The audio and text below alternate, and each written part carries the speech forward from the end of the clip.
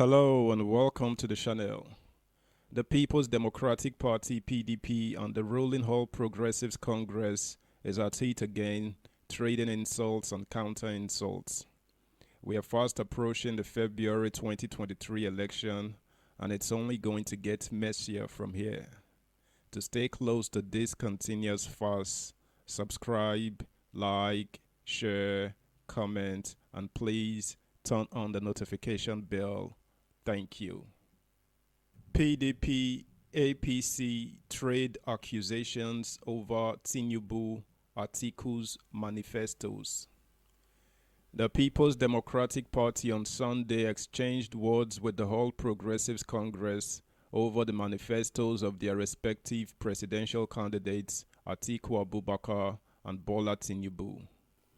While the PDP asked the ruling party and its candidate to explain how they intended to do away with subsidy without inflicting pain on Nigerians, the APC presidential candidate shaded his counterpart Atiku, saying he would not be a part-time president that will spend 50% of his time ruling the country from Dubai. The former Lagos State governor in his manifesto unveiled in Abuja on Friday said he would fully deregulate the downstream, sparking anxiety that this may lead to a hike in fuel prices and inflation. The regime of the president, Major General Muhammadu Buhari retired, has been paying subsidies since 2015, and it has also allocated 3.6 trillion naira in the 2023 budget to fund the fuel subsidy for the first half of next year. But responding to inquiries from the Punch on Sunday, the spokesman of the PDP Presidential Campaign Council, Daniel Bwala, said the ruling party and its candidate should clarify how they plan to deregulate the downstream sector without sparking inflation and hardship on the people. The APC and their candidate must clarify how they want to achieve this. It is their duty to provide this clarification, he stated. Another spokesman, Kola Ologbondiya, challenged Tinubu to move away from generic to specific solution-based models on how he intended to fix the troubled oil sector, stressing that Tinubu's blueprint failed to answer the question of whether he would increase the cost per liter of PMS or privatize the sector to realize his goal. Atiku Abubakar has promised a phased withdrawal of subsidy in a manner that will not put absurd pressure on the economic life of Nigerians, he added. Also, in a statement on Sunday, the PDP standard-bearer Atiku called on Nigerians to hold the APC responsible for their failure, noting that the 2023 poll is a referendum on the APC's performance. In a newsletter sent to our correspondent, the former vice president said, the ruling party will want to run away from their poor performance. In fact, they will wish that we focus on topics that are irrelevant to the next election.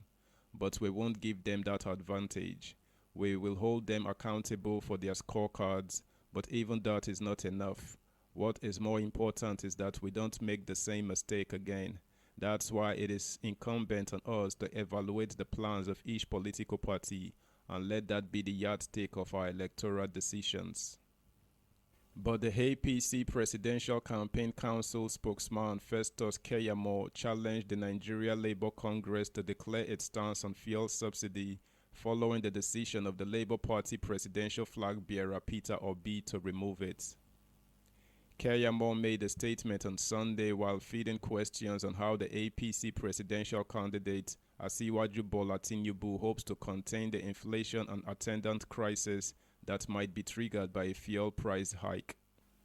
Keyamo disclosed that it was obvious all the leading presidential candidates had agreed that the subsidy would have to go at some point. The Minister of State for Labour, however, believed the leadership of the labor unions owed Nigerians an explanation of their position on Obi's proposed plan to end fuel subsidy. He said, when we raised the issue of Nigeria Labour Congress silence after Obi announced he will remove subsidy, I expected the press to take it from there. But everybody was silent. That got me worried because, being a Labour minister, I know the issues involved. I know that the only reason subsidy has not been removed today is because of the NLC's resistance and the fact that they may shut down the country. Despite saying the benefits of removing it, these people continue to oppose it. Then all of a sudden, I saw on TV that their candidate, Obi, was endorsing its removal. On whether Tinubu can sustain the 174 naira per litre price for fuel or increase it to contain the attendant inflation, Keyamo said Nigerians should learn to look at the benefits. The APC Campaign Council spokesman also expressed concerns that Nigeria cannot risk losing 250 billion naira to 300 billion naira monthly as a result of the burden that comes with fuel subsidy. Subscribe, like, share, comment, and please turn on the notification bell. Thank you. Continuing, he said, "It is very simple. When you remove subsidy, you can now have more funding for salary increase to placate labor and more funding for infrastructural development to employ more people. What is central to our development is to remove subsidy. There is no doubt about it. We are spending as it is today between 250 billion naira to 300 billion naira monthly. I place emphasis on monthly." Head NLC Information and Public Affairs Benson Upa said subsidy is called a fraud and we have people benefiting from this crime. "We said that the most transparent way of ending subsidy is to fix the refinery, do new ones, create an enabling environment for private participation. That is our position. It has been in the public domain, the tremendous theft of the downstream sector and upstream sector. The same way they are stealing us blind at the crude oil, it is the same way that they are stealing us blind at the refined product end." Speaking in Kano on Sunday, Tinubu declared that he will devote 100% of his time and energy to serving Nigerians if elected. This was contained in a statement released in Abuja by Tinubu's media officer, Tunde Rahman, shortly after his interactive session with members of the popular Tijaniya sect in Kano.